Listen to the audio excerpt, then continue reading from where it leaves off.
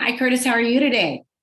Hello, how you doing? Thanks for having me. I appreciate it. I am so glad to be in the presence of you in person via Zoom, just me and you, almost like the first time that I met you, except there was five other men and two women in that first breathwork session that you took me through. Yes. I feel very lucky. So I wanted to invite you to Opportunity Knocks because, as you know, I have been participating in your monthly breathwork sessions that have honestly transformed my life. And I can't speak any more highly of the experience that I have and how I incorporate those learnings and aha moments from that hour session going into the next month. I'm constantly looking forward to the next theme that you might have that I can apply to my life. So I just want to thank you for that going forward first. I appreciate that. Yeah. So I want to introduce everybody to Kurtis Lee Thomas, who is the number one best-selling author of The World Is Yours and Secrets Behind the Secret and Breathwork Detox. The thing is about Kurtis is that he's so much more than a breathwork facilitator. He actually has an amazing business background too, which he'll talk to us about that he kind of how he came to breathwork in the first place. But I want to kind of repeat that first thing. Just we'll cut this part out. So he's the number one best-selling author of The World Is Yours: The Secrets Behind the Secret and Breathwork Detox. How to Thrive in the Age of Anxiety. He's a corporate mindfulness trainer who works with cool companies like Nike and NASA. And who actually would not want to work with companies like that? Right? So, and we know that you must be actually super powerful in what you do if you're able to get into such credible companies like that. Right? Yeah. Thank you. So, anyways, what I want to do is, it's always nice to actually read a little bio from someone, but I think it's important for us to start by having you tell us a little bit about how you came to breathwork in the first place. And you left the business world, didn't you? Yeah. Very much, love I won't call it the corporate world because I was more in the entrepreneur world, which is like putting all your heart, sweat, and soul into companies and building them up and hoping that, they take off. And, some do, most don't. It's just the nature of being an entrepreneur. But I was what I like to call a recovering serial entrepreneur, like being that octopus, having hands in everything and just, hitting the pavement, coming from sales background. And then gradually moving out of that, having my own mystical, spiritual experiences and things that caused me to leave that world and not really leave it because I'm obviously still in it, but transmute that yang kind of go energy and also to create something of substance that helps people. Because that was the big thing is like, if I'm going to create a business, I'm going to put my heart and soul into something and a majority of my time and energy is going to go into that. It needs to be something that creates an impact in the world. And I became infatuated with, only focusing on things that move the needle and make an impact. And I've already, even before breath work, I already made that transition into the mystical spirituality world when I started learning about the law of attraction. That was the first thing, like, wow, you can really create your reality. And I just had some really cool stories and things that happened to me like, wait a second, that's not normal. That's a coincidence, which, we don't believe in coincidences anymore. Exactly. So, and then it became during that journey, it was a health condition that I developed, this really bad stomach condition where doctors couldn't diagnose me, never mind heal me. And it got to the point where they say these 5 words, I think it's 6 words, but like maybe it's, all in your head. And that you just want to strangle the doctor who says that because it's like, no, I'm suffering. You can't figure out what it is. And I was taking all these tests for 5 years. Long time. It was horrible. And, I did all these crazy invasive modalities, from combo to ayahuasca 14 times in the Amazon Wow. rainforest, sleeping in the jungle for 12 days in a row.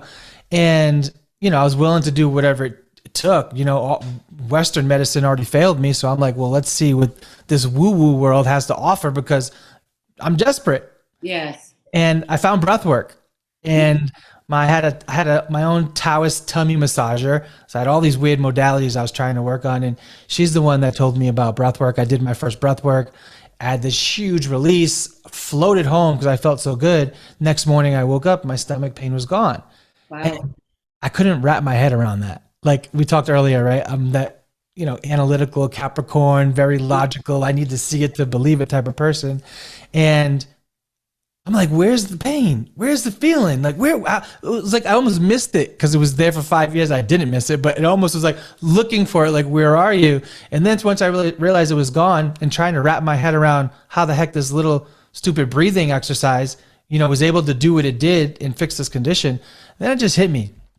I'm like, wow, these doctors couldn't figure out what was wrong with me because my issue wasn't physical. Yes. Going back to, is it in your head? It was actually energetic. It was emotional. It was emotional stuff. And people, like, it's really true that emotional baggage, it weighs, it has weight, and it weighs on you, and it affects you in all different ways because, your nervous system, right, is how you operate and show up in this world and how you react to things. And if that's on fire and there's things, dysfunctioning in that, your life's going to be hard. Yes. So are you basically saying that our emotional baggage shows up, our trauma, right? Our childhood trauma, our trauma from all these years basically shows up on a physical level? I'm saying in this world that we live where, America is one of the most obese countries and everyone's trying to lose weight and, live healthy and detox. I'm saying is sometimes the weight that you need to lose isn't on your physical body. I think that's a really profound statement because so many people, like you're saying, like they go to a regular doctor and almost, I don't know the percentage, but most people start actually at a GP, right? Versus I'd say like you or I are people that probably would start on an emotional level, trying to figure out what is the emotional cause or root for why we're feeling physical pain. It's the opposite of what most people would think. And so I want us to really sink into that because it's a mind shift, right? And it seems to me in your movement, because I've been participating now for 4 or 5 months, that you're really trying to bring that message home to people that, like, by releasing some of this trauma through your breath work, that you could be free of a lot of pain. Yeah, and let me help you with what you said to quantify, the bigger picture. And the world is stressed, right? And stress, what is stress, right? How does it show up? It shows up in our nervous system. And to put numbers to that, Harvard did a study, and they said that 60 to 90% of all doctor's visits are stress related. Wow. If you look how big the pharmaceutical industry is in the medical industry, you're telling me 60 to 90% of all doctor's visits are stress related. That's an epidemic. This is why mental health is crashing right now. This is why, if you look at the World Health Organization and you look at the number one disability is anxiety, depression.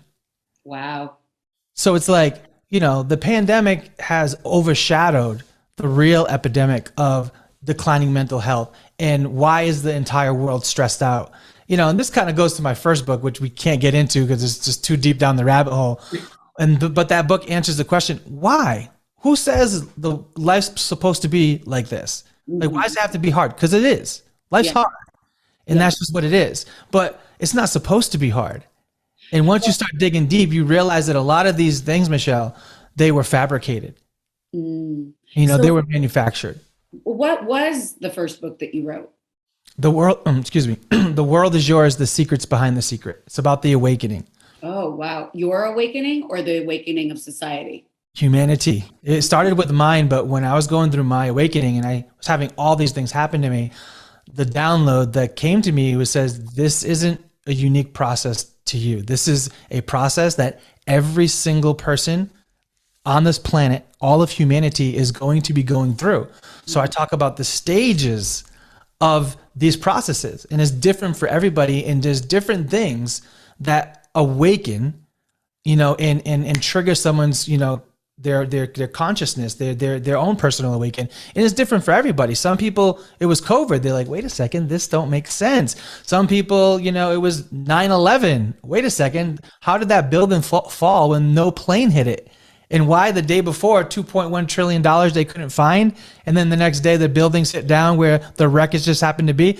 Like, it's different things. Some people, it's health, right? They just kind of focus, and then they have this health crash, which causes them to go all into Western medicine and then find no answers, and then have to go to the jungles of Peru and drink a tea that puts you in this this heightened state of consciousness, and you heal yourself. Like, it's different for everybody, but everybody is on the path to have that awakening. And I'm sure if they're listening to you, they're either in the middle of it or they're starting it, because that's how they found you. And it's the beauty of having support from people like you. Yeah, I do have a question for you about that. It's interesting because you mentioned ayahuasca, right? And it's become super popular right now. And my question for you is, in experiencing it 13 times, did you feel like it brought you closer to your answers? Or, because here's the reason why I'm asking, because I feel that some people, like you're saying, are on the path, but they're looking for the quick escape. Because look, in our society, we know everything is like, well, we don't really, if I could do it quickly and I get the answer and then I know which direction I'm supposed to go, then great. But it seems that many people are missing the step, like you're talking about, is just, even when we're doing breath work and we're in your sessions, right? When you're prepping us to go in to our breath work, you're like, you have a choice. You could show up today or not. And I mean, how many of us are actually in that audience that are like, oh shit, no, I have to really show up today. I can't cheat my breath work, because breath work is work. It's not that there is a mindset around it for sure. We're welcoming. We wouldn't be there if we didn't want to have some sort of transformation. But I just go back to, is our society or is humanity looking for the easy out sometimes when they're doing ayahuasca? Or I don't know. I mean, I know it's not an easy process. All right. So I'll circle right back to that, answer that directly. Yep. I will say yes, because we do live in a microwave society. We live in a society now where people want to see results and they want to see it fast. They'd rather stick it in the microwave than put it on the stove. And that's just, social media has to do with that. Technology has to do with that. The internet. I mean, when I was on the internet, it sounded something like, doo, doo, doo. I know, totally. Like, and I'd sit there for 5 minutes and they're like, yes, I'm online. Now, if it takes more than 5 seconds, I'm smashing my phone saying, what's wrong with this thing? So, society has built this up to want to have those instantaneous results. So it's not really the ayahuasca, that it's just how people are. Now, what I will say about the ayahuasca, it's a little bit different, because those types of people who are seeking those results, when it comes to ayahuasca, it's something that you need to be called to. It's not something that you're like, oh, let me go try this. No, because it's a process. Most of the time you have to go in the jungle. There are people in LA doing it, under the radar.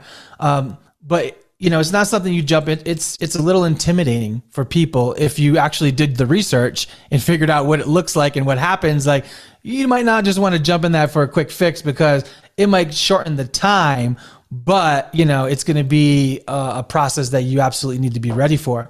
So, I only advocate for things like that for people who are ready.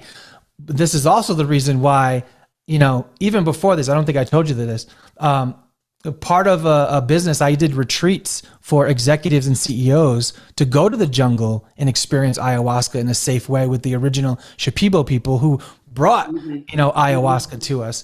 However, once I found breathwork and I seen the effects it had was just as powerful and even, just as much or more instantaneous than going to the jungle, I said, whoa. This is where it's at. One, it's illegal. Two, I can't see the government try to regulate breath work, with you can't breathe that deep, but God knows where we're moving. Take that breath back. Yeah.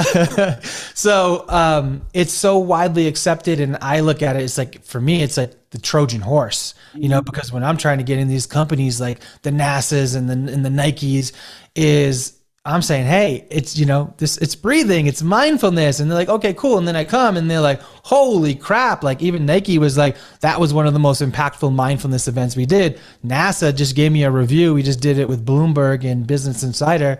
And they said it was the one event that they did that had the most positive results and the only one that they called for future sessions. Wow, so that's amazing. Good for you. Congratulations. Thank you.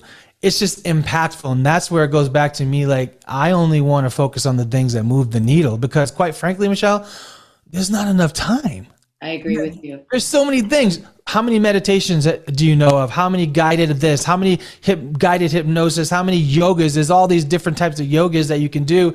There's all these affirmations. There's so many things you can do, but you can't do them all. You only can do the things that work for you. So with breathwork, that's a very important thing to mention because, why breathwork versus meditation, right? And the thing is that different things work for different people.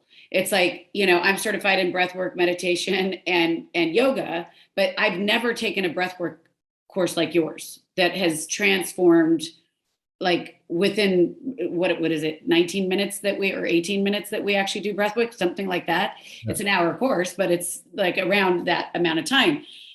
I've never had something like that. So that leads me to like, why breathwork versus meditation? Like, can you talk to me about that? I know there are physiological effects. Yeah. So now let's go back to the painted picture of the stressed out world, anxiety, depression, number one disabilities, 60 to 90% all doctors visit. So let's go to there.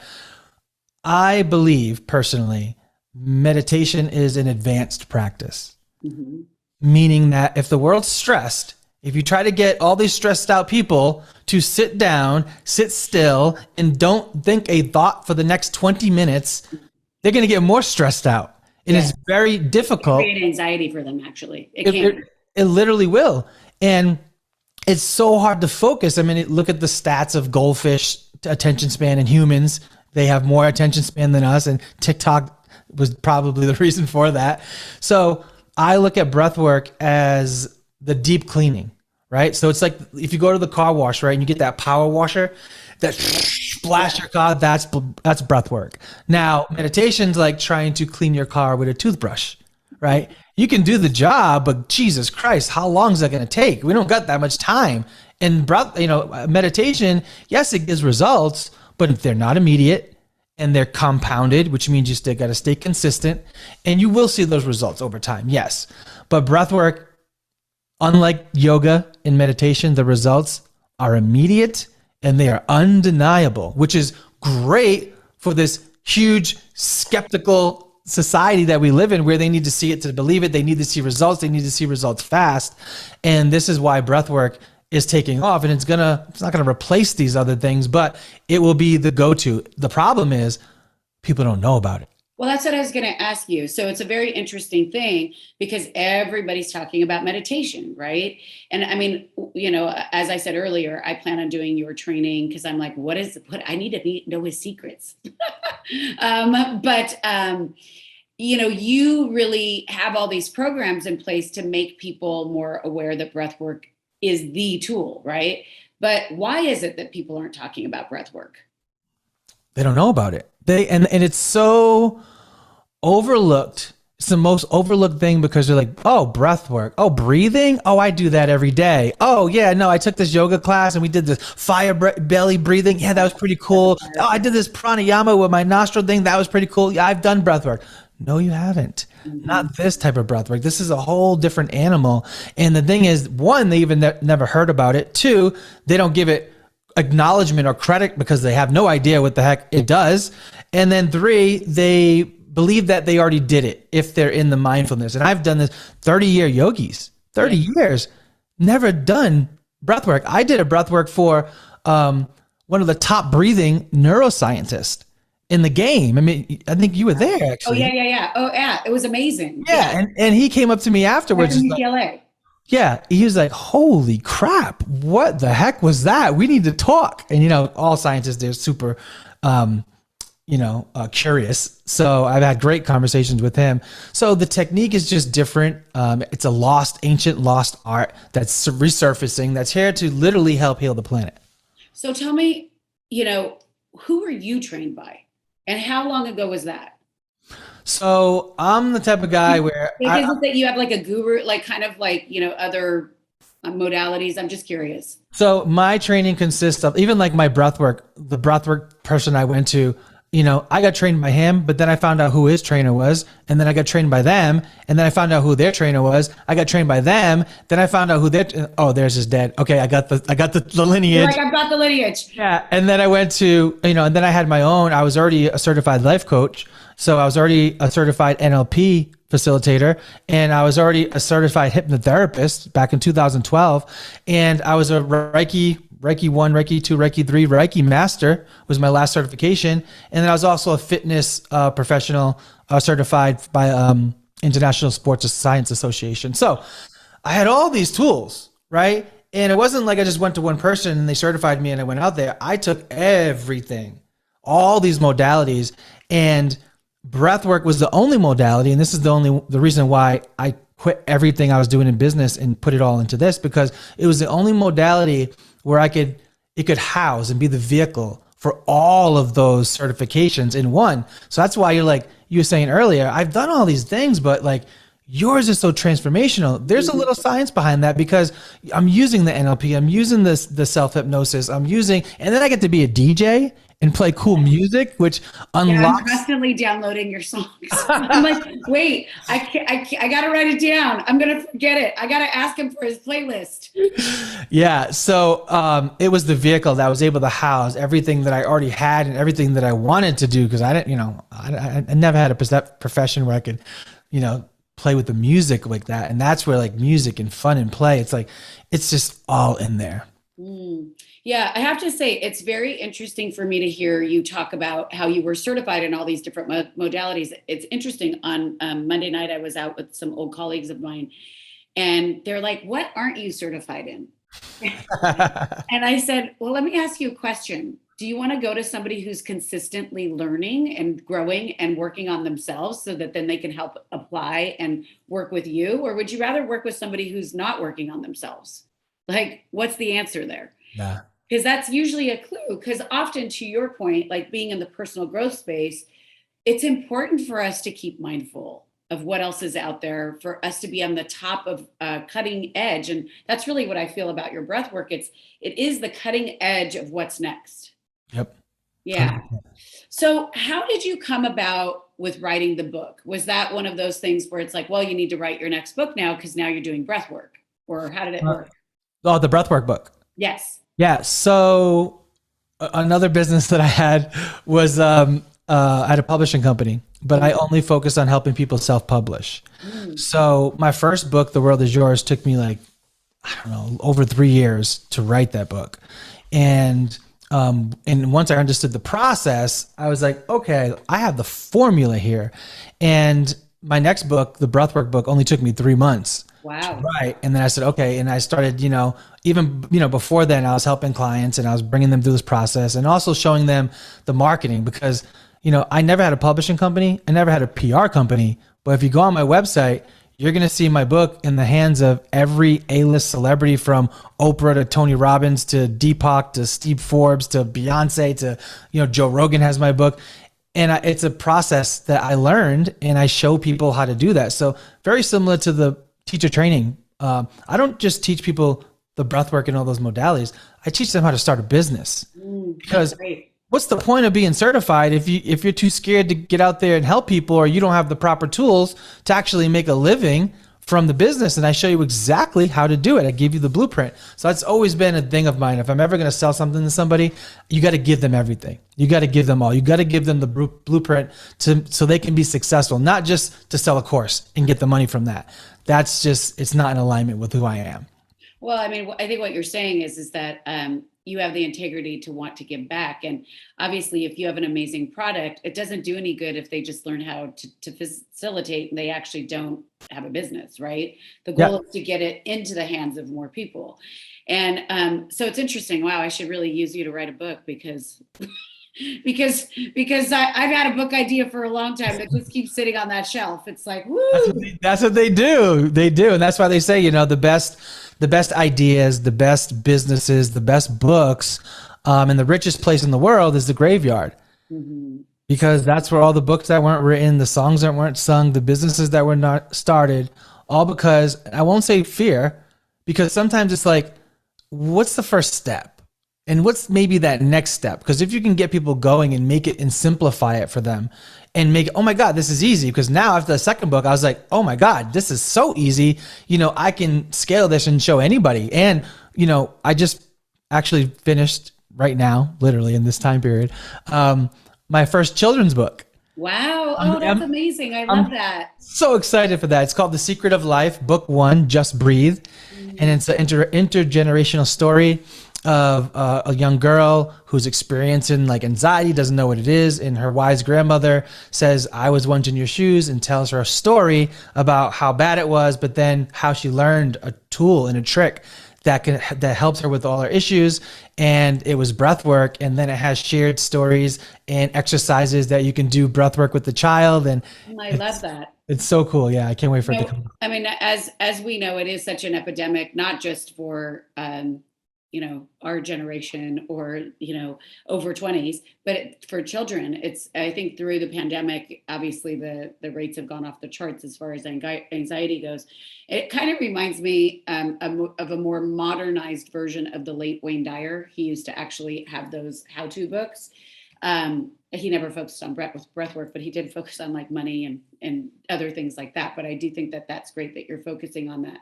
So tell me, to date, what has been the most transformative thing in your life? Obviously breath work, for me to drop everything that I was doing and, and just focus on this. That was enough to completely transform my life and move the needle. Ayahuasca was a huge eye opener for me and really kind of showed me a whole different part of the world. This world that we live in, it's multidimensional. I think this is very much underrated, but journaling. Yes. I think journaling is the most underrated thing that you can, physically do. It connects to your heart when you're writing and not typing, when you're actually writing. It allows you to kind of channel information from your higher self and really get your creativity on paper. It helps you process emotions better. It helps you integrate things that you've experienced, so you can turn those wounds into wisdom, turn that mess, possibly turning it into your message. What I like to say is turning your traumas to your trophies, because when you're dealing with trauma and stuff like that, it's and you haven't processed it, integrated it, it hangs over your head. And it becomes a shameful shadow that you never want to show to the world because you're afraid you're going to be judged. But whenever you accept something about yourself, then nobody can hold that against you. And you end up wearing your insecurities like armor, and no one can hurt you ever again. Yeah, it's like, it goes back to the line, know thyself, right? The more that we know ourselves and love ourselves for who we are, then, like you said, nobody can touch that. And it's just it's an acceptance, right? Yep. So, I wanted to also ask you, tell me a little bit about the 30-day challenge that you do with breath work. Like, how does that work? Is there accountability? Yeah. So it's accountability, and it's, we're pretty stern in order for you to actually pass the 30-day challenge. So I do full sessions. You do full sessions with me, and it's good to do those, at least once every other week, a couple times a month. The 30-day challenge, you're meant to do breath work every single day. When I first grabbed the hold of this many years ago, I did the big session that you did every single day for close to 10 months straight. Amazing. Without missing a day. And that can transform me, but that was like my own personal initiation to be able to teach this. I really had to get a better relationship with the breath. So they have to do breath work every single day for 30 days, but they don't have to do the long session. They can do 10 minutes. So we just say, listen, if you do 7 to 15 minutes of breath work, it counts as a day, but you have to post every single day to the community. You got people cheering you on. And if you miss a day, it doesn't matter if it's your third day or your 28th day, you have to start back from the beginning and do the 30 days. It has to be consecutive. But I can tell you the most transformations have came from that program, doing that 30-day challenge and people being a part of the community. The success stories, the testimonials, I mean, they're just, some of them are out of this world, almost unbelievable. And then a lot of them, I just hear them so much, it became normal to me. But if you tell that to somebody, like, oh my God, where do I sign up? Now, here's the interesting thing, because even, I can be shocked in my business. And this is one of the things that shocked me because I wasn't aware. And that was people doing the 30-day challenge. They started sending me, it started with one person, then another person, but people started sending me pictures of their waistline, telling me how much pounds they lost. I lost 17 pounds. I'm like, oh, I wonder what diet they're doing. I lost 9 pounds. Oh, that's interesting. I lost 7 pounds. I'm like, why are these people letting me know all this weight that they lost? And it happened so much with all these people. I'm like, all right, I'm missing something. I obviously don't know it all about breathwork. What am I missing? And I started doing research, and geez, let me tell you, this blew my mind, and it all made sense. I should start tomorrow. Listen, and this is why people, having them consistent and go, which is a big part of it, because what happens is when they're doing the breath work, there's a few things that's happening. I'm gonna break it down. So everybody wants the detox, right? They're taking the detox drinks, they're detox. Well, guess what? The body detoxes, right? 70% of its toxins through the lungs. So 70% of the body's toxins are removed through the lungs, right? Through carbon dioxide. Now, here's something else that's interesting. Weight loss, detox, weight loss. Those are the two things, right? Detox, weight loss. Yeah. Now, weight loss, 8.5 out of every 10 pounds of weight loss is through a gaseous exchange of upregulated breath work, carbon dioxide. So that means 85% of your weight loss is through breath work, is exhaled through carbon dioxide through your lungs.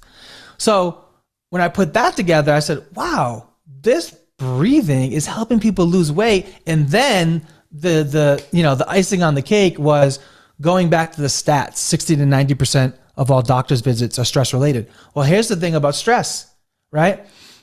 The thing about stress is that stress happens when, all these crazy things are going down. Our nervous system's screwed up and it releases cortisol, right? The adrenal glands release cortisol. Now, cortisol is what's responsible for making you crave sugar and fatty and shitty foods.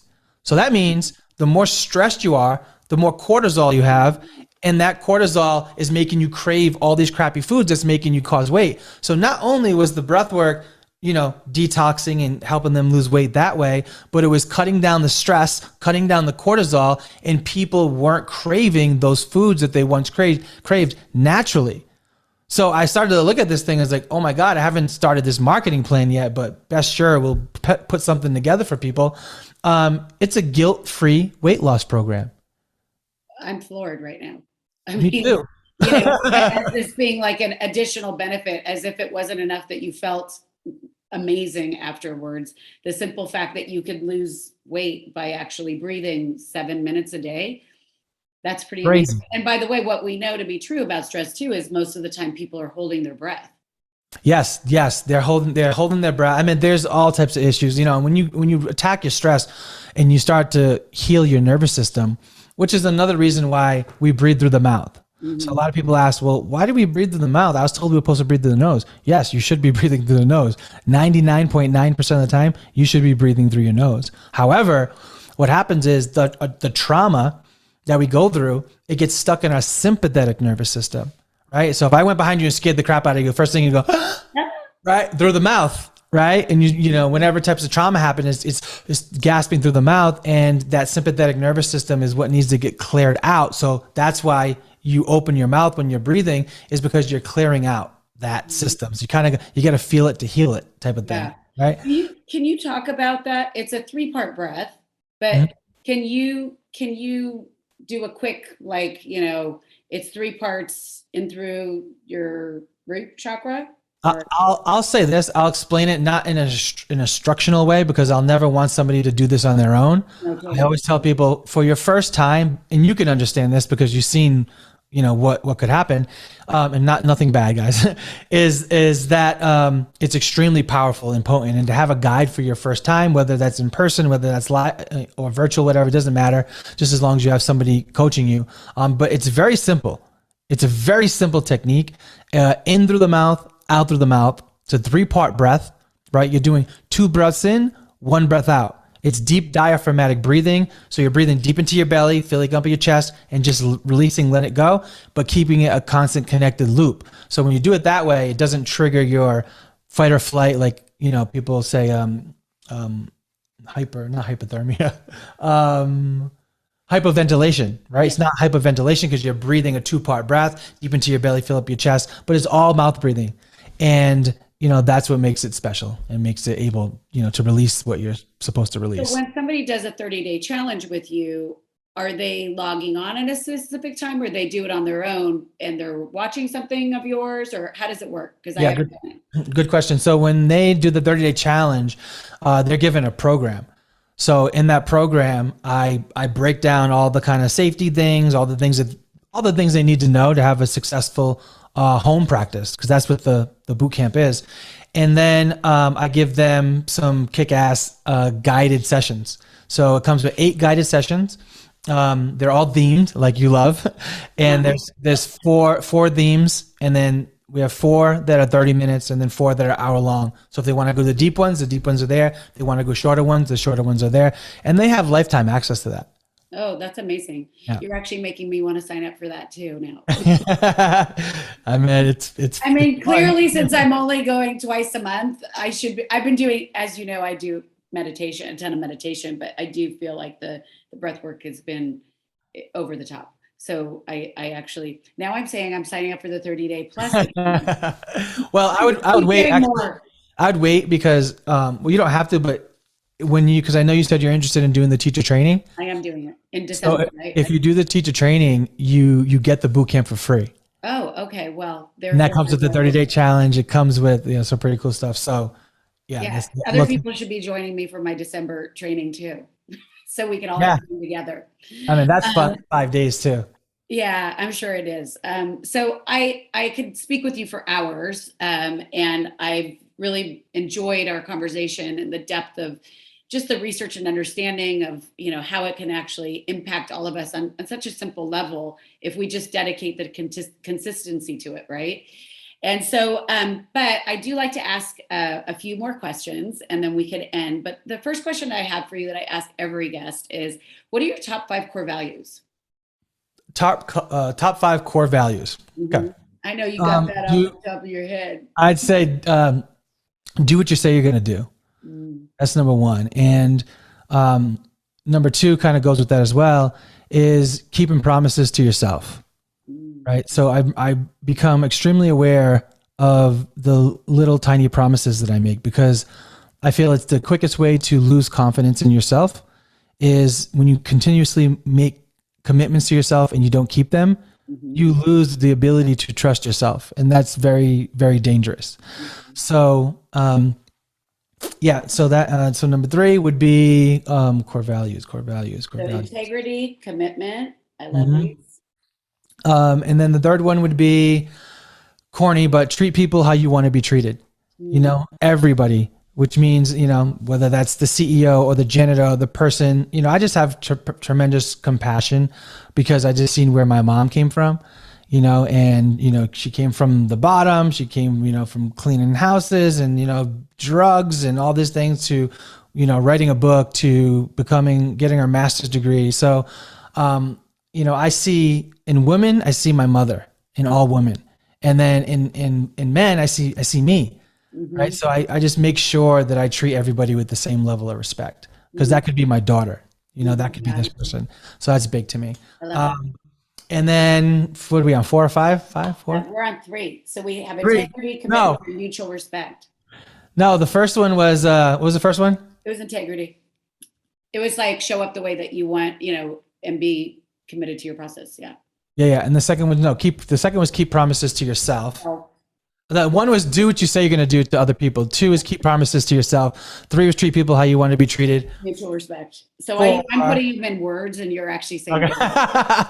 Okay. This is where the yin and the yang energy is coming together. Yep. And 4, man, I don't know if this is a core value to me. To me it is, and I'll explain it. It said, I heard this quote and this created a value around it. It was, in life, you have to sacrifice certain things to get what you want. If not, what you want becomes the sacrifice. Mm-hmm. So, prioritizing my life in the form of regret. So I make sure that I don't leave this earth with regrets. Mm-hmm. So when I'm in the midst of something, am I accepting this opportunity? Am I declining this opportunity? And am I declining it out of fear? Mm-hmm. Because I can never decline something out of fear because I will lose the ability to trust myself. I lose ability in the next opportunity and I live with regret. And that scares the shit out of me, is living with regret. So never live with regret. Yeah. So it's funny because when you said the word regret, I was like, what's the opposite of regret? Opportunity. And literally 2 seconds later, you said opportunity. And this podcast is called Opportunity Now. Oh, let's get one. Hold on. Yeah. We're on fire today. Okay. There's a 5 though. I owe you one more. Yes.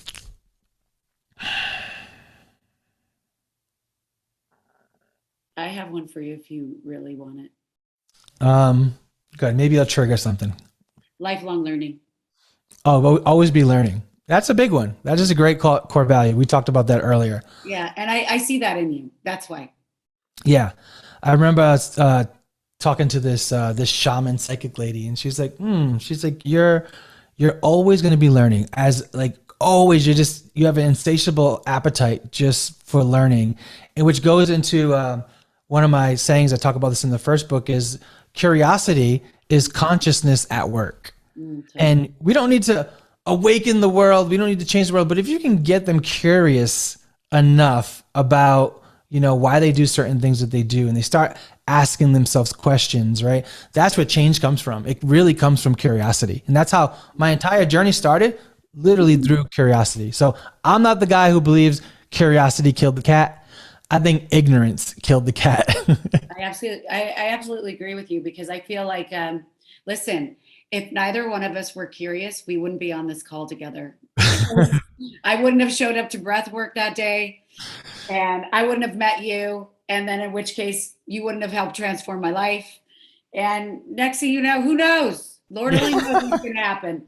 So that's the 5. That's the 5. Okay. This 5 core value is stay curious and always ask questions.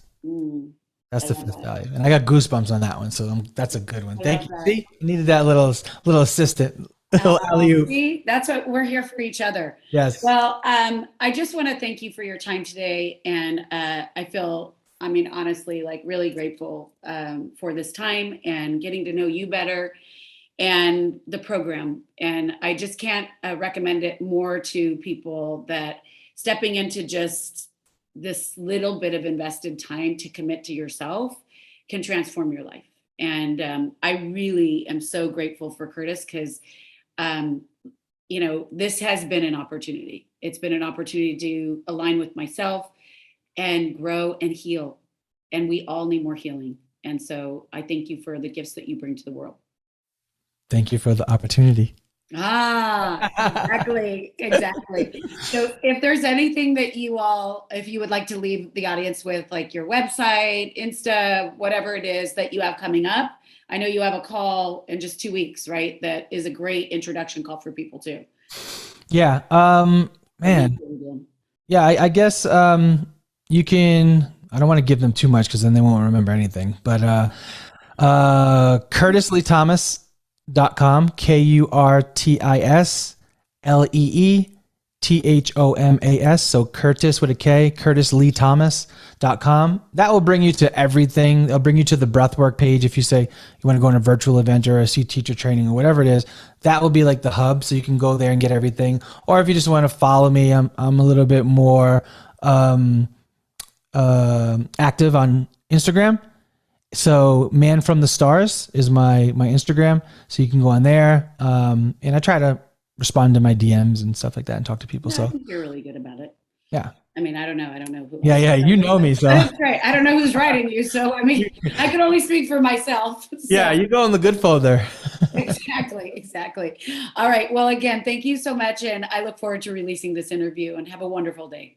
Thank you so much. Appreciate it. Ciao.